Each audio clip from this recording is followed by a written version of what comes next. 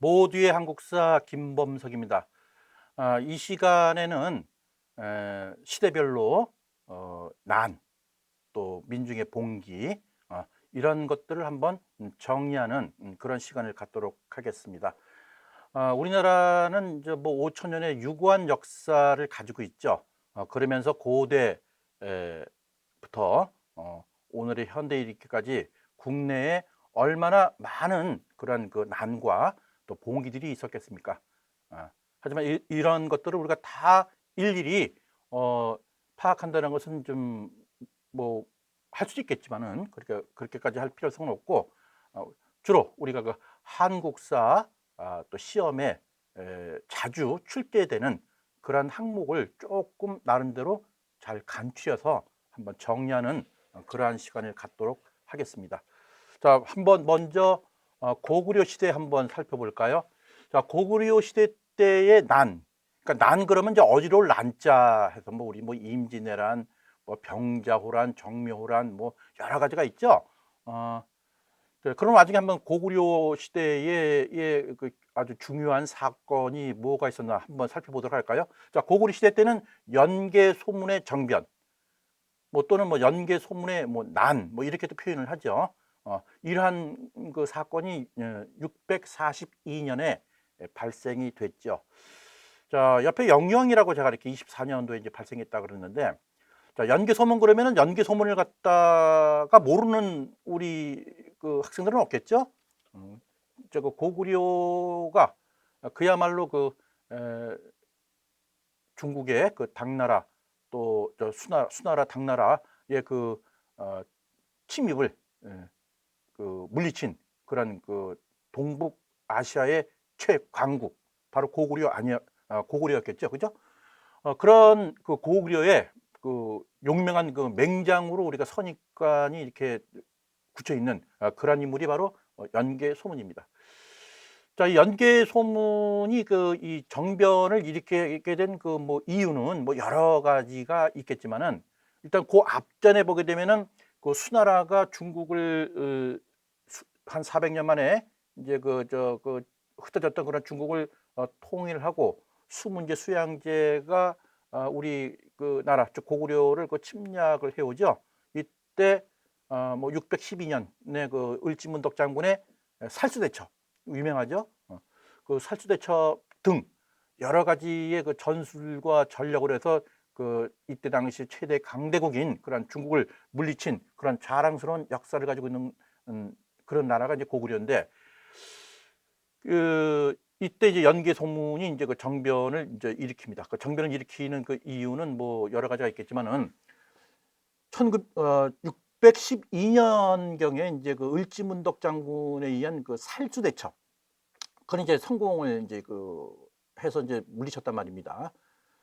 하지만 이제 그 이때는 이제 영유왕이라 이제 영량왕이었죠. 영량왕 때 이제 그 살수대첩이 이제 승리로 이끌었고, 그 이후에 왕위를 이어받은 왕이 이제 영유왕이죠. 근데 이때 당시에는 주하파와 주전파, 주하파 주전파 그러니까 뭐 마치 그 저 병자호란 때 무슨 저 주하파 주전파가 있었죠. 그 청나라와 싸우자, 아니다, 화해를 하자, 뭐 이런 그런 개념의 그런 용어죠. 이때 당시에도 마찬가지였습니다. 다시에게서 수나라가 망하고 그다음에 당나라가 다시 그 이제 재통일했을 때 이 고구려를 다시 또 침략을 하려고 그랬죠. 당태종이요. 이때 당시에 그 영유왕을 비롯한 그 대신들은 소위 얘기해서 당나라와 전쟁을 원하지 않았습니다. 그래서 당나라한테 4대 정책을 피려고 했던 그런 그 주류가 영유왕을 위시로 해서 이제 많은 대신들이 이제 그 소위 그 주화파, 즉 화친하자, 뭐 이런 쪽으로 이제 그 흘러가는 그런 그 정치적인 내부적인 그런 게 있었죠. 자, 그런 와중에 주전파, 우리는 그래도 그동안 어떤 그 국가를 지키기 위해서 몸과 마음을 바쳐서 나를 지켰는데, 이제 와서 당나라한테 굴욕적으로 그 이렇게 사대한다는 것은 온당치 않다 해서 그 뭐 버티자, 뭐 저항하자, 뭐 이런 주전파 이렇게 두 가지로 나눠져 있었는데 바로 이 연개 소문은 바로 그 주전파에서 매우 대표적인 그런 인물로 부각이 됐던 그런 인물입니다. 자, 이때 당시에 어찌됐든 간에 이제 주화파를 위시한 그 영유왕의 정치적인 그런 색깔은 당나라하고는 전쟁을 가능하면 안 하려고 했죠.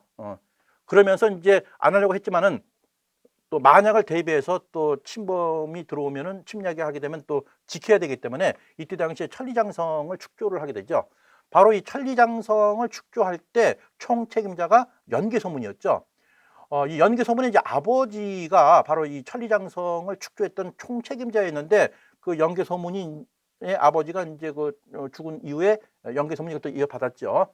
자, 그러면서 연개소문은 여기서 더 힘을 받아가서 그 어떤 그 아버지가 부여받았던 그 오늘날의 총리격이죠. 그 망리지라는 그런 그 직책을 다시 또 부여받습니다. 자, 이런 상황에서 어떤 그 주화파와 주전파의 어떤 갈등, 내부적인 그런 분란 이것을 갖다가 일시에 잠재워버린 그런 인물이 바로 연개소문이죠. 그래서 연개소문이 결국은 영유왕을 갖다가 살해하고 대망리지에서 이제 그러니까 망리지에서 큰 대자 써서 대망리지. 그러니까는 그야말로 모든 실권을 갖다가 장악한 그러한 이제 인물로 급부상하게 되는 거죠. 그래서 이때부터 이제 그 이 연개소문은 대망리지가 돼서 모든 그 국가의 총 실권을 장악한 그러한 사건이 바로 연개소문의 장변이었다라는 거 다시 한번 다 정리를 한번 해볼까 합니다. 자, 이제 신라 시대 한번 볼까요? 자, 신라 시대는 주로 이제 그 이 삼국 통일 이전까지는 신라 내부에서는 이제 그야말로 이제 전쟁을 수행하기 위해서 이제 국가가 한 마음으로 이제 가겠죠. 그래서 이제 신라가 통일된 이후에 이제 그 내부적인 이제 그 난 같은 것들이 많이 발생하게 되죠. 일단 신라 중대 쪽으로 가게 되면은 중대라는 것은 이제 삼국 통일 이후에 이제 사실적인 것을 말씀드리는 건데요. 이때 이제 김흠돌의 이제 난이 발생하게 됩니다. 김흠돌 난 그러면은 이때가 신문왕 때였는데요. 김흠돌은 그 신문왕의 장인이었어요. 장인이었고 또 개인적으로는 또 김유신 장군의 또 조카였죠. 그래서 김흠돌은 자기 딸을 갖다가 이제 신문왕한테 시집도 보내고 이제 그랬던 근데 왜 그 신문왕이 그 장인어를 갖다가 이렇게 내쳤을까요?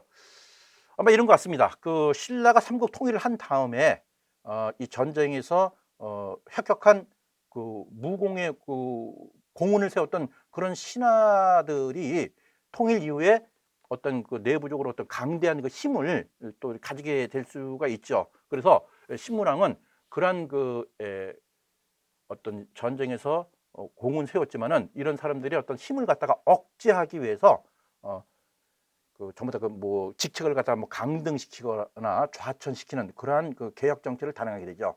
여기에 위기 의식을 느낀 이 김흠돌이가 이제 어떤 모반을 일으키게 되는 거죠. 그러니까 김흠돌은 이제 자기랑 같이 전장에서 활동했던 그러한 주변의 지인들이 뭐 좌천되거나 또는 뭐 이렇게 강등 이런 식으로 이제 숙청을 당하게 되다 보니까 자기한테도 뭔가 좀 위기의식을 느껴서 결국은 이제 모반을 일으키게 되는데 신문왕에 의해서 진압이 됩니다. 요것이 김흠돌의 난입니다. 자, 이후 신문왕의 그 개혁 정치 이후 쭉 가다가 이제 신라 하대로 넘어가겠습니다. 자, 신라 하대. 이제 국가가 삼국 통일을 하고 수백 년 동안 어떤 안정적인 그런 쪽으로 쭉 가다가 이제 결국은 세월이 흐르면은 부정과 부패와 또 혼란과 이런 것들이 자연 발생적으로 나타나게 되는 거죠. 이거는 뭐 비단 우리나라뿐만 아니라 모든 세계의 공통적인 그러한 상황이죠. 자, 김헌창의 난 많이 들어보셨죠? 822년도네요. 자, 822년 정도면은 신라 말기가 되는데요. 이때 당시에는 소위 그 진골 세력 가족들의 어떤 그 내부적인 그런 이 다툼이 매우 심했던 그러한 시기였습니다. 그래서 신라 해공왕 이후에 신라가 망할 때까지 약 150년 동안 신라의 왕이 약 한 20명 정도가 서로 바뀌는, 그러니까 서로 뭐 암살하고 죽이고 뭐 이런 것들이 빈번하게 발생이 되었던 그러한 시기가 신라 해공왕 이후의 사실이죠. 이때 이 김헌창의 난이 이제 발생하게 됩니다.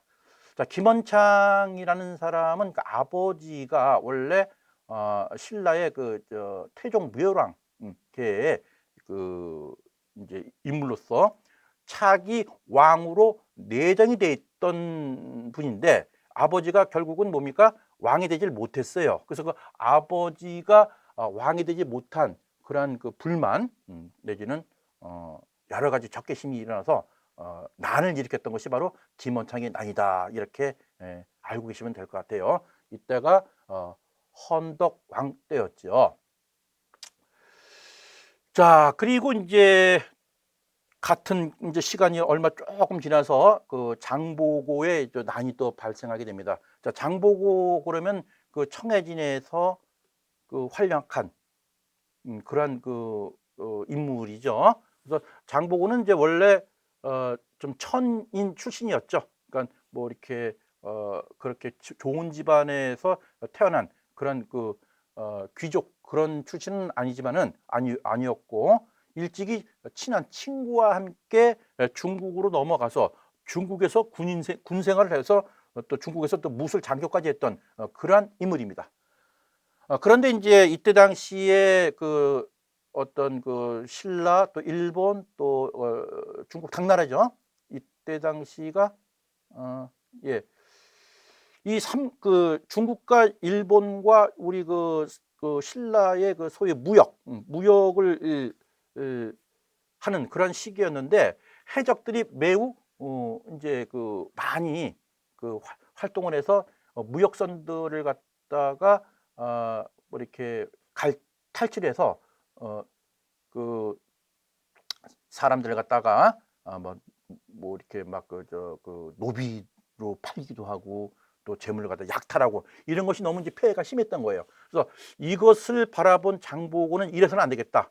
정말 우리의 이 무고한 백성들이 이런 해적들에 의해서 납치가 되고 감금이 되고 또 모든 재물들이 약탈당하는 것을 갖다가 이대로는 볼 수가 없겠다 해서 이때 당시에 신라 왕인 흥덕왕한테 직보, 내가 이걸 갖다가 한번 정리하겠다라고 해서 청해진을 설치하게 되죠. 청해진, 푸를 청자죠, 바다. 그러니까 바다, 이 어지러운 이런 바다를 갖다 깨끗하게 한번 쓸어버리겠다라고 이렇게 해서 청해진을 갖다 이제 만들어서 이때 흥덕왕의 이제 허락을 받고서 이제 군사들을 모집을 해서 어떤 중국과 또 일본 그걸 갖다 이제 중국 동해라 그러죠. 동진화 해상이라고요. 이쪽을 완전히 장악하게 되지요. 자, 이런 이 장보고가 이 신라 말기 때 앞서 말씀드렸듯이 어수선한 그러한 시기에 서로 이제 왕들을 갖다가 뭐 암살하고 또 왕위를 바꾸고 막 이런 어수선한 그런 시대였다 그랬죠. 그때 김우징이라는 그런 인물이 장보고에게 도움을 요청을 해서 장보고는 그 김우징을 갖다 도와주게 되죠. 그래서 그 김우징이 장보고의 도움으로 왕이 됐어요. 그 왕이 이제 바로 신무왕이에요. 자, 이 신무왕은 장보고의 도움을 받아서 왕위에 이제 올라왔죠. 그리고 거기에 대한 또 뭐 보답으로 또는 은공으로 장보고의 딸을 또 자기의 아내로 맞이하겠다라는 약속까지 하게 되죠. 그것이 바로 이제 문성왕 때였죠. 이래서 이 문성왕이 이제 장보고의 딸을 갖다가 아내로 받아들이려고 했는데 소위 진골 귀족들이 어떻게 이런 천한 사람의 딸을 갖다가 왕비로 받아들이냐 하는 그런 반대가 매우 심했죠. 그래서 이 장보고는 여기에 많은 분노와 분개심, 적개심이 일어나게 됩니다. 내가 너의 아버지와 이를 위해서 목숨을 걸고 왕위에 즉위할 때까지 그렇게 도와줬는데, 그리고 또 내 딸을 갖다가 아내로 삼기로 약속을 했는데 이제 와서 이게 무슨 얘기냐. 그래서 결국은 장보고가 이제 소위 그 난을 일으킨 거죠. 결국은 장보고는 이 진골 귀족들이 어떠한 그 반대를 무릅쓰고 난을 갖다가 일으켜서 했지만은 오른팔격인 부하 염장이라는 그 자객에게 암살을 당하게 됩니다. 결국은 이 염장은 그 장보고의 이제 오른팔격인 아주 그 부하 장수였지만은 어떤 그 진골 세력의 사주를 받고 결국은 일부러 마치 그 장보고한테 충성을 다한다는 그런 식으로 접근을 해서 술 좌석에서 믿는 이 장보고에게 술을 잔뜩 묻고 결국은 칼로 그래서 허망하게 장보고를 갖다가 죽음으로 몰고 갔죠. 이것이 바로 장보고의 난이에요. 자, 이 장보고의 난이 있은 다음에 이제 진성여왕 시대가 오죠. 자, 진성여왕은 신라 시대의 이제 마지막 여자 왕이죠. 신라 시대에는 이제 여자 왕이 이제 3명 정도가 되죠. 뭐 선덕여왕, 진덕여왕, 진성여왕. 결국은 이제 그 성골이 이제 성골로서의 마지막. 결국은 이제 여왕이 이제 그 여왕이 있었다는 것은 결국 성골의 그 핏줄이 그 후대가 그 후사 아들을 두지를 못해가지고 결국 궁녀 지축 끝에 이제 그 여자가 왕에 이제 올라간 그런 것은 제가 지난 그 신라 왕 그 정리 때 한번 제가 설명을 드린 바가 있습니다. 한번 참고하시면 될 것 같고요. 자, 이 진성여왕 때는 신라 말기에 극도로 이제 그 혼란과 혼돈의 그런 시대였죠. 그야말로 그 어떤 그 앞서 말씀드린 것과 같이 신라 하대 해공왕 이후에 150년간 수십 명의 왕들이 그런 교차되는 그러한 시기에 또 국가의 재정은 매우 또 궁핍돼 있죠. 어떤 귀족들의 사치, 만연, 그리고 또 왕실 뭐 이런 여러 가지가 있죠. 이러다 보니까는 국고가 고갈되는 상태에서 계속 백성들한테 고혈, 세금 같은 걸 갖다가 가혹하게 그 징수를 하게 되는 거죠. 그래서 이때 당시에 일어났던 그런 대표적인 그 난이 바로 그 원종이라는 인물, 원종과 애노의 난이 진성여왕 때 이제 발생이 됐고요. 그리고 이제 적고족의 난, 그 바지 저고리를 갖다가 이제 붉은색으로 입었다 해서 이제 적고족이라 그러는데요. 이런 원종과 애노의 난 그리고 적고족의 난이 진성여왕 때 이제 발생이 됐다, 이렇게 정리를 하시면 되겠습니다. 그래서 지금 여기서 제가 말씀드리는 것은 우리가 시험을 꼭 이제 대비를 한다기보다는 시험 문제는 어떻게 나오냐면은 이러한 지금 열거했던 뭐 김음돌의 난, 김헌창의 난, 또 장보고의 난, 원정과 애노의 난, 그리고 적고족의 난, 이게 보면은 시대별로 이 연도를 갖다가 우리가 정확히 좀 아셔야 돼요. 왜냐면은 이 난이 발생했던 이 연도 사이사이에 어떤 지문을 집어넣어서 이 가와 나 사이에 있었던 이런 식으로 이제 질문을 하는 그런 문제가 많이 출제가 되고요. 또 출제 점수도 매우 높은 3점짜리 문제로 또 출제가 되곤 해요. 그래서 신라 시대 때는 김음들의 난, 그다음에 김원창의 난, 장보고 원정과 애노의 난, 또 적고족의 난, 이런 것들이 대표적인 난이 있는데 요 시대별로 잘 좀 정리를 좀 부탁드리겠습니다. 이제 고려 시대로 넘어가도록 하겠습니다. 자, 이제 신라가 이제 통일신라가 경순왕이 이제 왕건한테 이제 자기는 항복해서 이제 고려에 병합이 되고 고려는 이제 후삼국을 통일하게 되죠. 자, 고려 후삼국을 통일했던 태조 왕건은 이 자기의 정책 중에 혼인 정책을 쓰죠. 왕건이 왕이 될 때까지 조력했던 그 조직 세력들이 신라 말기의 호족이었죠. 그래서 이 호족들과의 관계를 갖다가 원만하게 하기 위해서 왕조는 뭐 혼인 정책을 쓰게 됩니다. 뭐 혼인 정책, 또 뭐 뭐 성씨도 주는 뭐 사성 정책, 뭐 사신간 여러 가지 정책을 펼치게 되죠. 왕건은. 또 왕건의 그 이제 가장 그 뭐 실책이라기보다도 어쩔 수 없는 부작용일 수밖에 없죠. 이러한 그 왕건이 그 왕이 될 때까지 도와줬던 그런 인물들, 그 호족들의 딸들과 결혼을 하게 되죠. 그러니까 왕건은 많은 호족들의 딸과 결혼을 해서 슬하에 약간 25명 이상의 자식들을 낳게 됩니다. 자, 이렇게 자식들을 많이 낳다 보니까는 이 호족들한테는 당연히 어떠한 생각이 들겠습니까? 차기 왕은 내 핏줄이 왕이 돼야 되겠다는 것은 이게 뭐 인지상정일까요? 나 같으면 별로 그걸 바라지 않겠어요.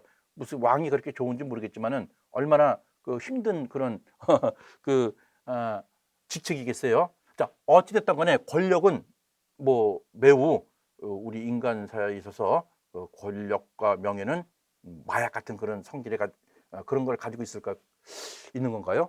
자, 모르겠습니다. 자, 어찌됐든 간에 고려시대의 대표적인 난 중에 하나가 이제 왕규의 난이에요. 자, 왕규는 바로 그 태조 왕건의 아주 충직한 그 뭐 신하, 부하 또는 호족이었죠. 그래서 이 왕규는 태조 왕건에게 자기 딸을 갖다가 15번째, 16번째 부인으로 그 들어보내죠. 그러니까 왕건의 뭐라 그럴까? 장인어른이 되는 사람이 바로 왕규예요. 자, 그런데 이제 이때가 해종 2년이었는데 해종은 이제 바로 그 왕건, 태조 왕건의 장남이었죠. 그래서 이제 해종이 왕이 됐지만은 너무나도 이제 그 자식들이 많다 보니까는 서로 그 암투가 벌어져서 이제 왕을 갖다가 하는 그런 그러니까 해종은 상당히 이제 그 불안한 거예요. 어떻게 보면 그죠?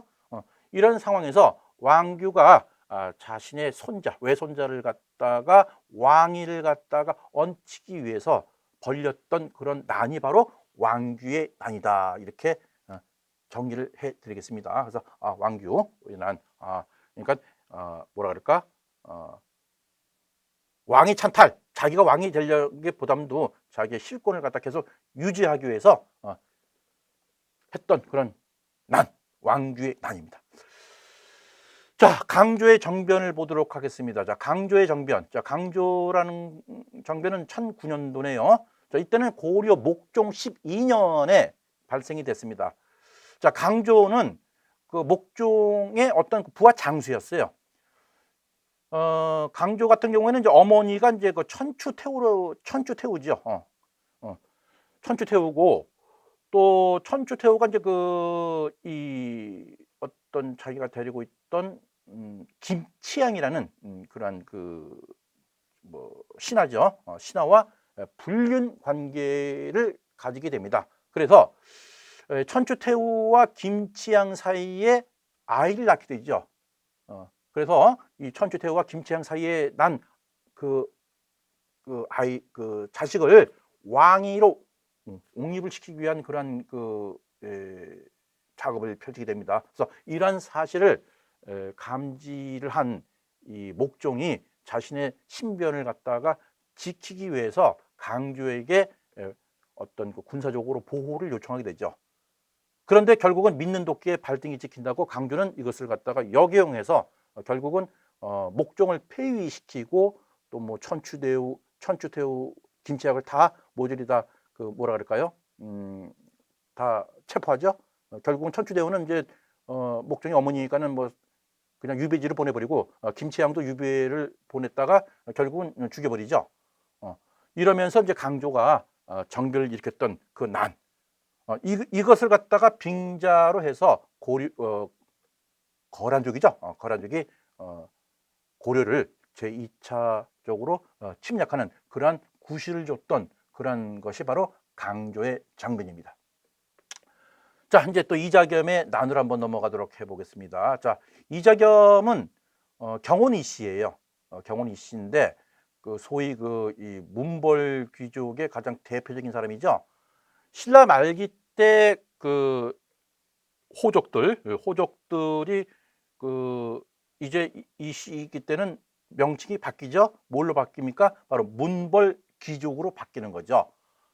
바로 이 문벌 귀족의 대표적인 이자겸이 이자겸은 뭐 그 인종, 이때 당시에 이제 왕은 인종인데 인종의 외할아버지이자 또 장인어른. 그러니까 이때 고려 시대 때는 이 근친 상간이 매우 빈번해 가지고서 이 촌수 따지기가 매우 좀 혼란스러운 경우가 매우 많아요.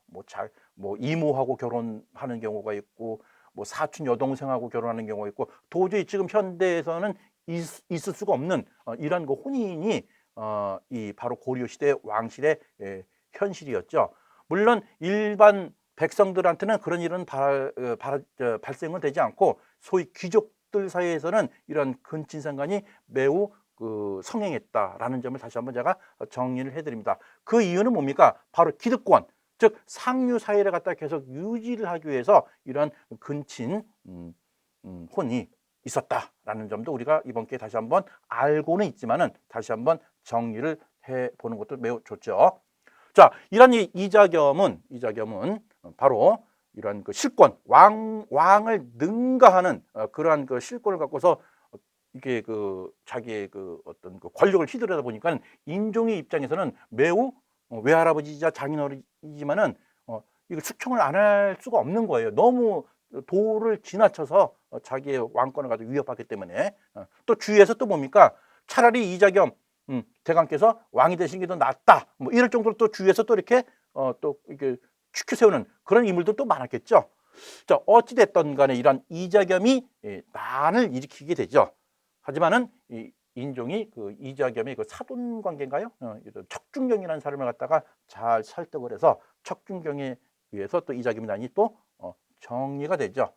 결국은 이제 이자겸 같은 경우에는 이제 원래 모반 반역죄는 거의 뭐 체포가 되면 거의 죽음이죠. 죽을 수밖에 없는 건데 죽어도 무슨 뭐 곱게 죽이는 게 아니라 뭐 차명인데 이자겸은 그렇게까지는 안 하고 결국은 이제 유배지에서 이제 생을 마감하게 되는 거죠. 그 유배지에서 그 말린 그 생선 같은 거를 갖다가 먹으면서 그죠? 하도 맛있으니까 이것을 갖다가 또 임금한테 또 진상하라고 했던 그런 인물이 바로 이자겸인데 그런 생선을 먹으면서 절대로 나는 너에게 굽히지 않겠다 해서 우리 굴비라는 그런 생선 이름이 이때 당시에 나왔다는 말 매우 우리가 또 낯이 있죠. 자, 굴비 절대로 굴하지 않는다 라는 그런 생선의 어원이 바로 여기에 나왔습니다. 자, 결국은 이자겸의 나는 문벌귀족의 어떠한 이제 혼란과 부패와 그러한 또 문신들의 어떤 말기 현상을 보여주는 그러한 결과를 초래했다라고 볼 수 있습니다. 자, 이러다가 이제 묘청의 서경 천도 운동이 또 이제 일어나게 되는 거죠. 자, 묘청의 서경 천도 운동은 묘청은 중스님이에요, 스님. 그래서 이제 승려인데 이때 인종의 어떤 신임을 받고서 서경 천도 운동을 일으킨 거죠. 그러니까 결국은 이것도 하나의 반란. 자, 이때 당시에 저쪽에 이제 여진족이 금나라를 만들게 되죠. 그래서 원래 여진족이라는 것은 이제 압록강과 이쪽 근처에서 이쪽이 좀 외지고 좀 춥고 또 먹을 게 별로 없죠. 그래서 역대로 우리나라 고려 시대 때부터 소위 얘기해서 뭐 이렇게 조공도 하고 또 이렇게 좀 우리 고려를 갖다가 떠받들고 했던 그런 민족들인데 금나라를 세우면서 상당히 강국으로 이제 뭐라 그럴까요? 올라간 그런 위죠. 이러한 금나라가 고려에게 군신 관계를 요구하게 되는 거죠. 그러니까는 역사적으로 보나 지리적으로 보나 이 금나라는 우리 고려의 상대가 되질 않는데 이 금나라가 군신 요구를 하게 된 요구하는 것은 매우 무례하고 또 경우에 안 맞고 굴욕적이다 해서 이러한 금나라를 갖다가 진압을 해야 되는데 바로 그 금나라를 갖다가 치기 위해서는 수도를 갖다가 이제 바꿔야 된다. 지금까지 개경이 고려의 수도였지만 이 개경의 이 지덕 땅지자죠. 이 땅의 기운이 세잔했기 때문에 우리가 서경으로 천도를 하게 되면은 다시 국운이 상승해서 금나라는 물론 주위에 있는 36방의 모든 국가들이 우리 고려에 조공을 바칠 것입니다. 라고 해서 인종을 갖다가 매우 이제 설득을 시키게 되죠. 자, 이때 어떤 기득권층인 이 어떤 개경파의 김부식을 위시로 한 어떤 소위 개경파, 또 서경파 이런 식으로 이제 나눠지게 됩니다. 그래서 이때 소위 그 김부식을 비롯한 개경파의 보수적인 그 집단이라고 이렇게 표현을 해요. 그래서 보수적인 개경파에 의해서 결국은 진압이 되지요. 그래서 자, 결국은 이 금나라를 뭐 이렇게 진압하겠다라는 명분을 갖고 또 이 수도를 갖다 옮긴다는 그런 명분이 이 고려가 앞으로 더 국운이 상승한다 이런 명분을 건 또 이것을 반대한 그러한 이 개경파와 성경파의 내부 충돌이었다라고 이렇게 많이들 지금은 이제 해석을 하고 있습니다. 자, 우리 근대 민족학자인 단재 신채호 선생님께서는 바로 이런 묘청의 서경 천도운동을 우리 1000년내 가장 큰 역사적인 사건이었다. 만약에 이때 묘청의 서경 천도운동이 성공을 했더라면은 오늘날 우리 대한민국은 일제 식민지도 겪지 않았을 것이고 자주 국가로서의 기틀을 잡았을 그런 것인데 안타깝게도 이것이 실패가 돼서 결국은 요 모양 요꼴이 됐다라고 일갈한 사람이 바로 단재 신채호 선생이죠. 그래서 조선 1000년의 최대 대사건이라고 명명한 사건, 이것이 바로 묘청의 서경천도 운동입니다. 자, 이제 무신의 난으로 한번 가보겠습니다. 자, 무신의 난. 자, 그동안 이 고려는 문신들에 의해서 이제 운영이 됐던 그런 국가 체제였어요. 그러니까 전쟁이 나도 어떤 장수들은 문신 출신들의 어떤 휘하에서 전쟁을 이제 수행하게 된 거죠. 그래서 우리가 알고 있는 뭐 강감찬 장군, 또 윤관 이런 유명한 그런 장수들은 알고 보면은 무신 출신이 아니라 문관 출신이었다. 그리고 또 고려 시대 때 광종 때 이제 우리가 과거 제도를 도입하게 되죠. 이 과거 제도를 보게 되면은 문관을 뽑아도 또 무신을 뽑지를 않았어요. 그래서 이런 여러 가지 요인이 있습니다. 그러다 보니까는 전쟁에서 목숨을 바치면서 국가를 위해서 헌신했던 그런 장수들의 대우는 처우는 매우 열악하기 그지 없었던 거죠. 물론 문신에 이제 비교해서 말씀을 드리는 거예요. 그래서 평상시 어떤 문신에 비교해서 열악한 처우를 받았던 그런 무신들이 이제 난을 이제 일으키게 되는 거죠. 그 대표적인 사건이 이제 고려 의종 때 뭐 보현원이라는 그런 이제 가서 이제 의종이 이제 소위 행차 뭐 나들이 야유회 그죠? 이런 데 갔을 때 뭐 정중부 이방 뭐 이런 사람들이 이제 호위 무사로 가게 되는 거죠.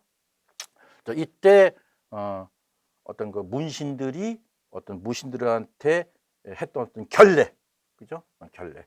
뭐 김돈중이라고 김부식의 아들이죠. 이런 사람, 이 김돈중은 정중부 대장군의 막 수염을 막 태우거나, 뭐 또 어떤 장군과 또 이렇게 이 할례라는 또 신하는 또 뭡니까?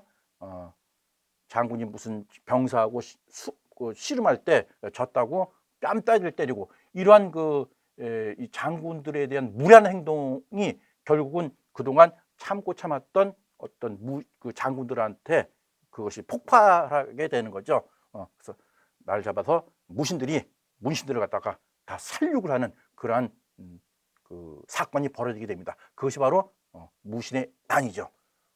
그래서 이 고려 시대는 문신 즉 귀족 사회에서 이제 무신의 난으로 이제 가게 되는 거죠.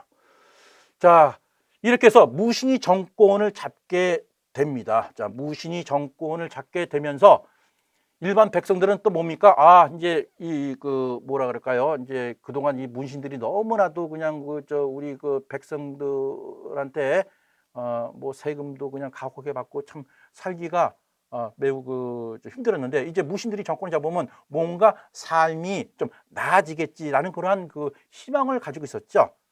그런데 웬걸 이렇게 무신의 난으로 인해서 무신들이 정권을 잡아서 좀 기대를 했는데 오히려 뭡니까? 더 헤쳐먹는다 그 얘기예요.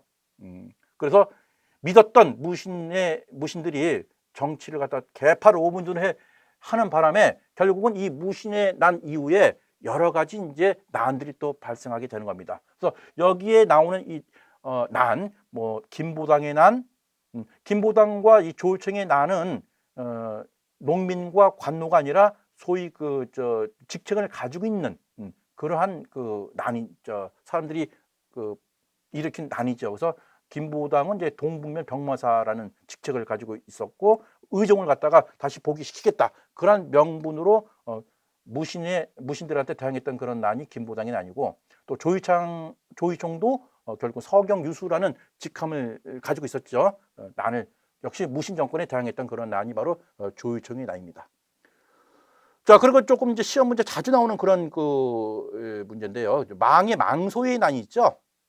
자, 망소의 난은 이제 공주 명학소라는 게 있어요. 그래서 이제 이때 당시에는 향부곡소라는 특수 행정 그 구역이 있었죠. 그래서 이 향부곡소에 있는 주민들은 신분제로 보면 일반 양인과는 똑같지만은 그 대우는 매우 열악했다.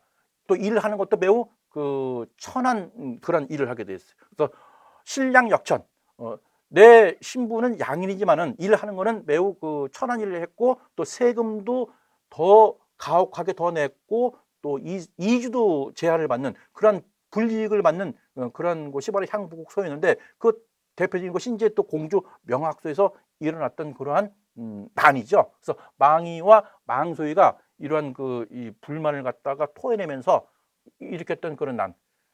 그래서 이 무신 정권에서는 좀 뭐 회유도 하고 또 이렇게 좀 뭐라 그럴까요?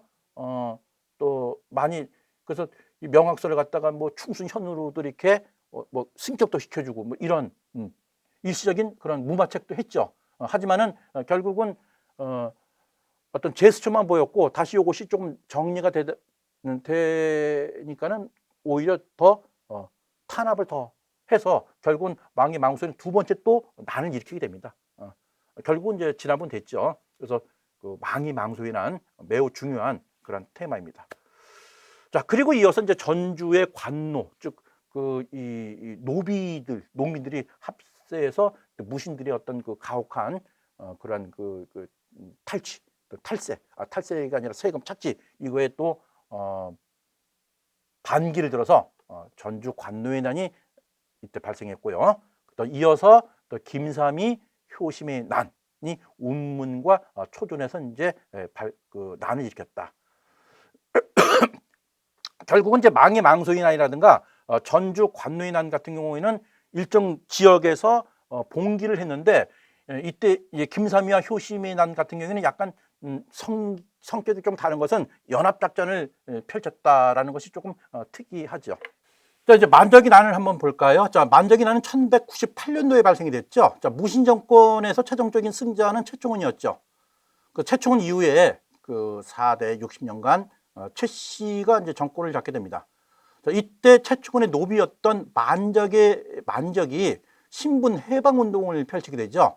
왕후 장상, 즉 왕과 그 어떤 이 귀족들이 언제 태어날 때부터 그 이 시가 있었느냐. 자, 우리도 얼마든지 신분을 갖다가 탈피해서 이런 귀족과 이런 왕족의 버금가는 그런 나리를 만들 수 있다라고 한 것이 바로 만적의 난이었죠. 결국은 만적의 난은 어떤 내부의 어떤 이 고변, 즉 그 사전에 비밀이 누설돼서 결국은 실패로 돌아가게 되죠. 그것이 바로 만적의 난입니다. 만적의 난도 시험 문제에 매우 잘 나오는 그런 항목입니다. 자, 그리고 이비 발자의 난이라고 되어 있죠. 뭐 이비 패자의 난이라고도 합니다. 자, 여기서 이비 발자, 패자, 그리고 최강수의 난, 그리고 이연년의 난, 형제의 난이라고도 하죠. 자, 이비 패자, 또 최강수의 난, 또 이연년 형제의 난들은 각각 그 발생한 그 지역이 뭐 경주, 또 뭐 그러니까 이비 발자 같은 경우에는, 패자 같은 경우에는 신라 부흥운동을 기치로 이제 부르짖었고요. 또 최강수의 나는 고구려 부흥운동을 또 부르짖었고, 또 이연년 형제 나는 백제 부흥운동을 또 기치로 해서 또 이렇게 했던 것이 이제 각각 난이죠. 그러니까는 결국은 결국이라기보다도요, 이때 당시만 해도 고려라는 통일된 국가가 있었지만 이때만 해도 어떤 그 신라 고구려 백제의 어떤 그 잔상, 그런 그들이 그 남아 있었다라는 것을 우리가 좀 알 수 있죠. 결국은 이비 패자 발자의 난, 또 최강수의 난, 또 이연년의 난, 각각 신라 고구려 백제 부운동을 기치로 했다는 점을 좀 명확히 알고 계시면 좋을 것 같아요. 이 난 이후로는 이제 몽골이 고려를 침략을 하면서 이제 몽골의 어떤 속국으로 가는 그런 과도기적인 그러한 시기가 되겠죠. 결국은 몽골 원나라가 고려를 갖다 속국화하면서 이 시기 이후부터는 난은 그렇게 발생되지 않았다라는 점을 우리가 알 수 있습니다. 자, 여기까지 해서 우리가 고구려, 백제, 신라를 총망라한 중요한 그 난을 한번 살펴보았습니다. 자, 모대양국사 김범석이었습니다.